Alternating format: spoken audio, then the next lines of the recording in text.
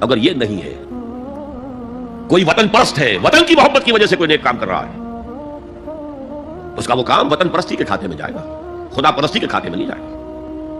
کوئی قوم پرست ہے، اپنے قوم کی محبت میں کچھ کر رہا ہے، تو اس کا وہ نیک کام قوم پرستی کے کھاتے میں جمع ہوگا، خدا کی پرستش کے لیے نہیں۔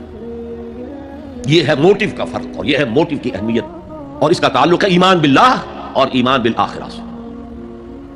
ایک حدیث میں حضور نے فرمایا کہ قیامت کے دن سب سے پہلے 3 اشخاص کا معاملہ پیش ہوگا۔ ایک وہ تھا کہ جو اللہ کی راہ میں جنگ کرتا ہوا مارا گیا تھا، دنیا میں شہید سمجھا جا رہا تھا۔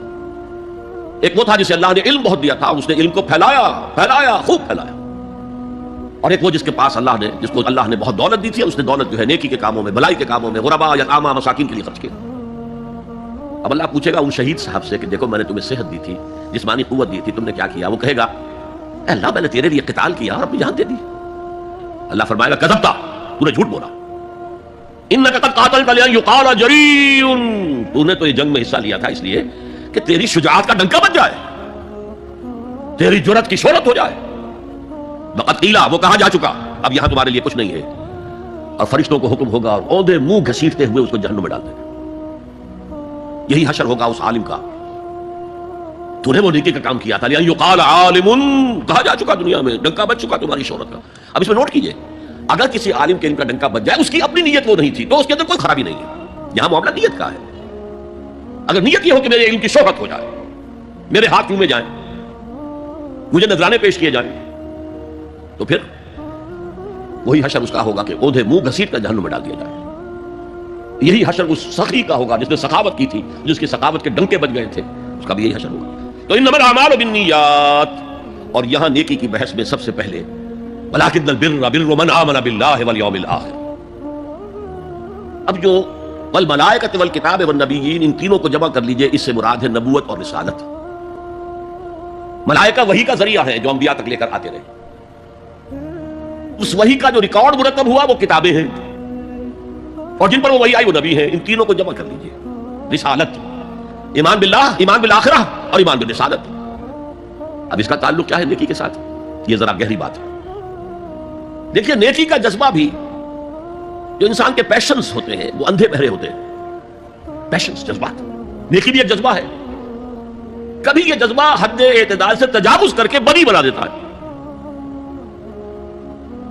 جیسے رہبانیت، ترک دنیا، شادی نہیں کروں گا، گھر گھرستی کا بکھیرا مول نہیں لوں گا، بس اللہ سے لو لگاؤں گا۔ ظاہر بات ہے جس نے بھی فیصلہ کیا نیکی کے جذبے کے تحت کیا نا، لیکن اس کا جو نتیجہ نکلا اکثر و بیشتر پھر حرام کاری ہوئی۔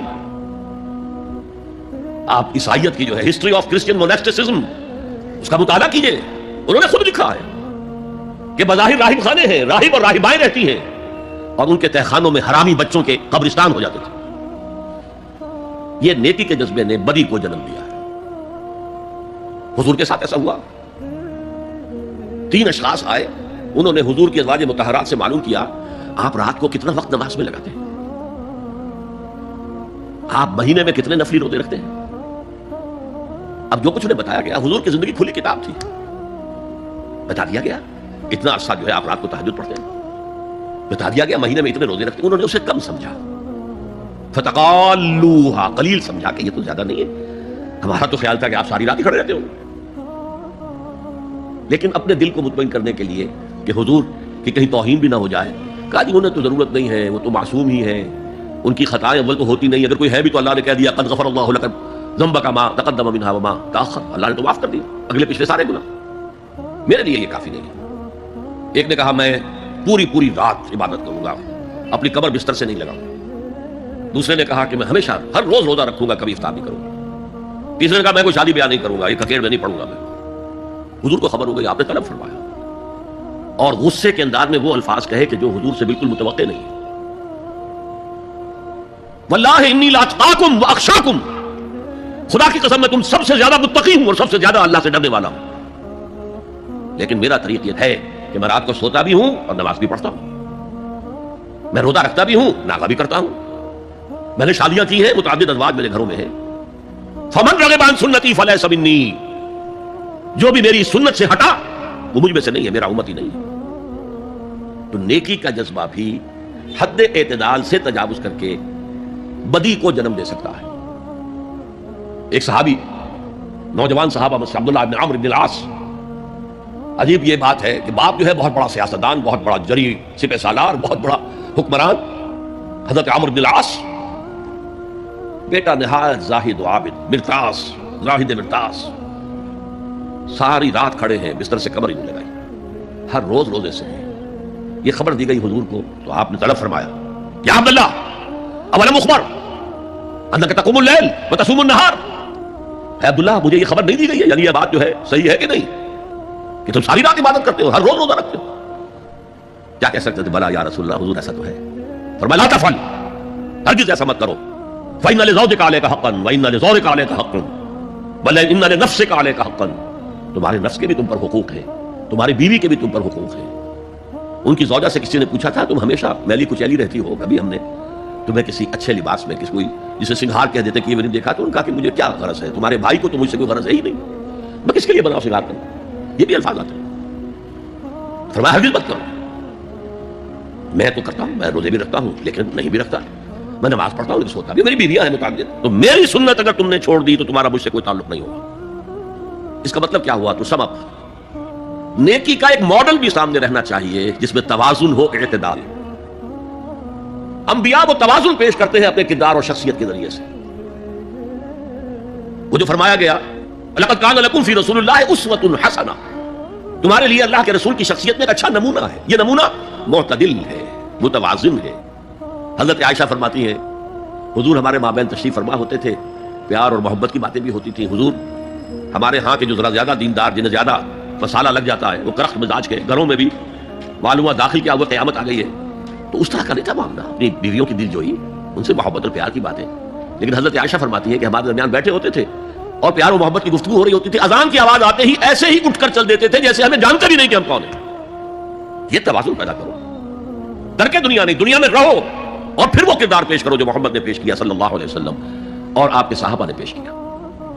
دنیا میں رہتے ہوئے ترک دنیا، ترک دنیا اس معنی میں دنیا مقصود نہ بن جائے، مطلوب نہ بن جائے. لا مقصود الا اللہ، لا مطلوب الا اللہ، لا محبوب الا اللہ. تو یہ ہے اس نیکی کی بحث میں ایمان بالرسالت کا معاملہ. اب آگے چلتے ہیں. وَآتَى الْمَالَ عَلَىٰ حُبِّهِ، اور دیتا ہے وہ اپنا مال، یا دیا اس نے اپنا مال اس مال کی محبت کے باوجود، علی الرغم. جن حضرات نے ترجمہ کیا ہے کہ اللہ کی محبت کی وجہ سے ہی، اللہ کی محبت میں وہ مال دیتے ہیں، یہ غلط ہے.